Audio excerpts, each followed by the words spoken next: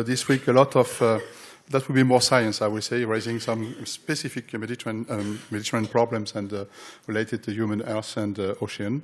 So as you know that we have a different kind of pollution. We do have a lot of information about contamination, partition, speciation, and so on, contaminants, but we don't know so much about all the types of contaminants that are present in the marine. So we did have some presentation about emerging contaminants, but we have also some classical contamination. And one of the most famous is oil pollution that you know. So what you may not know is that oil pollution by accidents is just only 2 or 3% of pollution, and about 40% is just coming from chronic inputs from river, atmospheric inputs, and so on. So in terms of management, in terms of health, for instance, I think it's quite important to know that accident is not so important, even if for some years after spills, for instance, there could be some trouble in terms of impact to producers, impact for tourism and so on. But in terms of environment and human health, I think that chronic pollution by oil is more important. So this is what we call black tides. And we do have other kind of pollution, such as metal pollution, and we'll have many examples in the Mediterranean, such as red mud effluents. We did have some input from the Danube River in the Black Sea. We do have some dumping in France, for instance, in Sardinia, in Greece, in Turkey also, and since millions of tons of contaminants that have been dumped with a lot of metals and so on, with some risk associated with this kind of.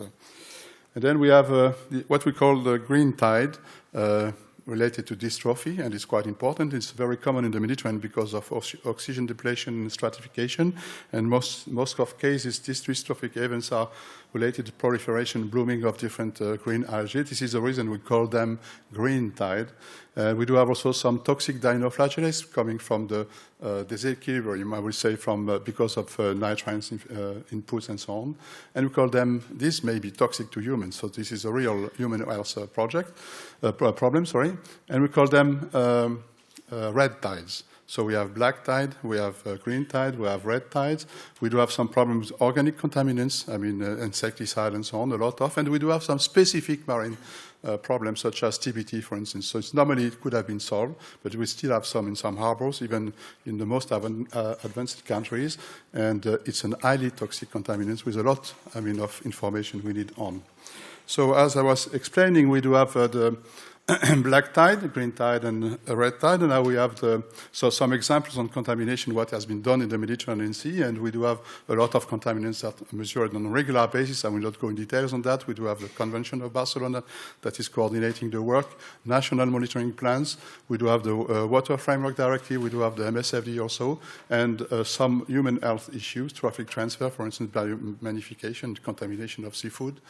Also about pathogen coming from effluents and so on. So all these questions were already discussed some way, but there was still to do a lot to do on that. So some examples about contamination of mussels.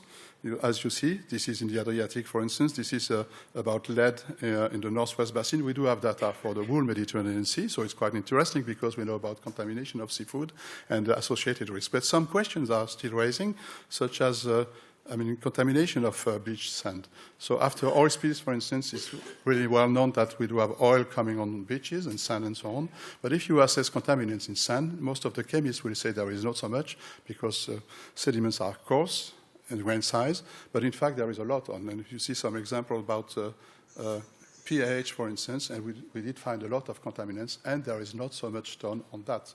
There is no paper on this part of contamination. It's quite important because the people are going to the beach, and there may be some direct contact when there is no with marine sediments. So I think it's quite important. It's kind of a topic that may emerge, very soon, because of the risk associated in that, especially in some highly polluted areas. Okay, so another example is about dumping at sea of different contaminants. This was in Corsica, where I'm living and I'm working. And 11 million tons of sediments have been after extraction of asbestos fibers for many years. Now it's under decommissioning. It seems that, metal associated with the sediments were found at sea, and the area that has been affected is for 15 kilometers. And then if you assess in organisms, for instance, you will see high level of chromium. This is probably the most the highest concentration of chromium in the world, and it's a very specific problem. And you see that organisms may be also contaminated by different kinds of contaminants with a risk, associated risk in terms of seafood contamination and human health. And we do have some risk assessment on that, so there is a real question, and it was just an example on that. And so after the black tide, green tide, red tide, we do have the white tide that is about plastic, just to confirm what was said before. So I will give some argument on what was said.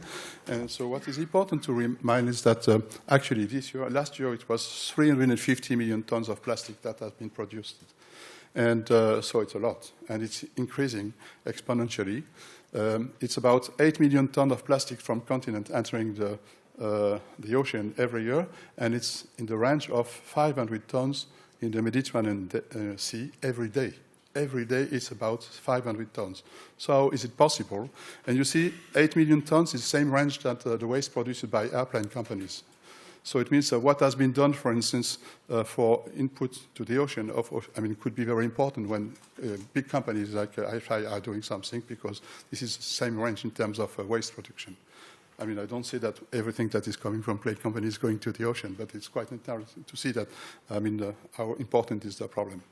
And until 2017, because we start on the reduction measures, it was 17 billion plastic bags distributed every year, just only in France, as an example. And in 2000, it was 30 billion plastic bags. So it was something like 1 million bags distributed every hour in France. So now it's changing because of the different action that has been taken. But in terms of environmental impact and human health, it's quite important too.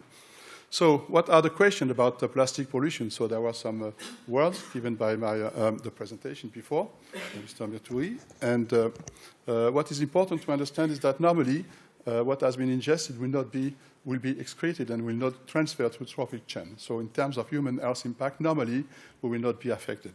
The question is, it's true for microplastics that will not pass the intestinal brush borders, but the question is still existing for small particles like nanoplastics, and we don't know about that because we don't really know how to assess nanoplastics, except in some specific case, and it's really, really, really complicated. So this is really a real challenge in terms of human health. So we do have some species that are highly affected because they are coming to the surface. For instance, these are mactophytes, but we see that for plankton species, you see copepods, it will be in 2 or 3 hours, everything will be excreted. For oysters or mussels, it will be the same. And for sea turtles, if you take them, you put in a tank after rescuing them, in 2 or 3 weeks, they will excrete all the plastic they do have. So normally, there is no trophic transfer, but there is too much plastic in some of the species because they are really sensitive to that. And if we are consuming them, like mussels, for instance, could be a problem because they are filtrating a lot of water, and they may ingest them a lot. Other injuries, like physical, for instance, glass, for instance. And it was, we were informed in 2013 by NGOs, it was a Berlin conference, that 2 young guys were, entangled in a net, for instance. So even nets lost at sea could affect us also human health in a way. So it's not common, but it has happened already, it was said. And so this is a kind of... and it's important to understand that, not most, but a significant amount of injuries coming on beaches by tourists, for tourists every year, is coming from litter, any kind of injuries. And it's really significant, and it means that we need some more action on that. Chemical impact, for instance, so just let you know that it's in some beaches up to 40% of cigarette butts as part of the litter, but also a lot of different contaminants. We found syringes, we found a lot of chemicals and so on after spill sometimes, so with some dangers, and we have to close the beach because of the highly contaminated contaminants coming to the shores. And then we have this question, probably we'll have some words from Bella after, about invasion and the use of plastic particles to invade the different species. The point is that we found Vibrio, we found pathogens to marine organisms, but we found also not pathogen, but toxic species to humans, such as toxic dinoflagellates. This one is porocentrum minimum. It can switch to toxicity in some cases and so on. We know that viruses also are settling on plastic particle, and this one is the herpes virus that is killing oysters in many countries, Western countries, nowadays. And so in terms of dispersion of epidemic and so on, I think we think that plastic may play an important role and may affect really the population and so on. So we are really at risk with that. And so another example is about effluent and what is coming, for instance. It has happened last year. And you see that, wastewater treatment plant lost a lot of these filters that are covered by bacteria because of technical problems, and it was hundreds of thousands of filters that were lost. And then they were found on the different beaches along the coast, and it was a Clean Life project from Italy. And the LAMA this is a physical, institution involved in modeling and so on. They provide some model indicating the way of the different filters, and we found many places. At the end, we found them in sea turtles close to the Spanish border, for instance. And you see how, when it's not functioning very well, how wastewater treatment plant may provide, some risk at sea, just not only bringing some bacteria and so on, but also, affecting the marine life. Yeah. Okay, so we do have some economic impact in terms of cost. The European Commission think that we are in the range of 260 million euros every year. It's probably more. United Nations said 30 billion worldwide, 30 billion, the cost of marine litter. Again, with some specific problems like spills we did have some spills with oils for long, and now we do have spills of microplastics sometimes. It's at least 4 or 5 that are already in South Africa, in Hong Kong, in Greece also recently. We have the cleaning of beach, yes, high cost. And we have the cost to fishermen, for instance, that is also quite important, and the quality of the seafood. So it's true that the problem may switch to, it was shown that, seafood is bringing particles to human for something like 5 to 4% only, when drinking water may bring 8 to 10% of particles to human, and breathing only will be in the range of 80–85%. So if I do that, it's 10 fibers in the air, and we all breathe them. So it's really a problem. But seafood is quite important in terms of contamination, and there are many things to do. The problem is that it's a very complex problem. We cannot have just only one solution. That's really impossible. And so many solutions tried, I would say. Some are more efficient, some more specific for a kind of contamination. So if you don't want to have cigarette butts on the beach, you just ban smoking. It's quite simple. But if you want to manage a single-use plastic, this must be preventing before, and then it must be in the law. It must be more, complicated to implement, and that's the reason why we still have some plastic, even if the people are aware of the problem. So this is just to make sure that, we have been speaking about plastic pollution, some work done, but just to understand, how it is, and that will be something like my take-home message. I would like you to just understand what is the bottom of the Mediterranean. So it was a cruise. It was a few months ago. It was along the French Riviera coast. And just to make sure that you are really aware of the problem, it's just speaking about something like, and this is exactly what the situation is. If it works. No. Please.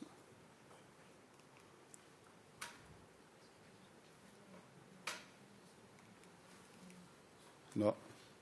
It was working, I'm sorry. Could you please start it, please?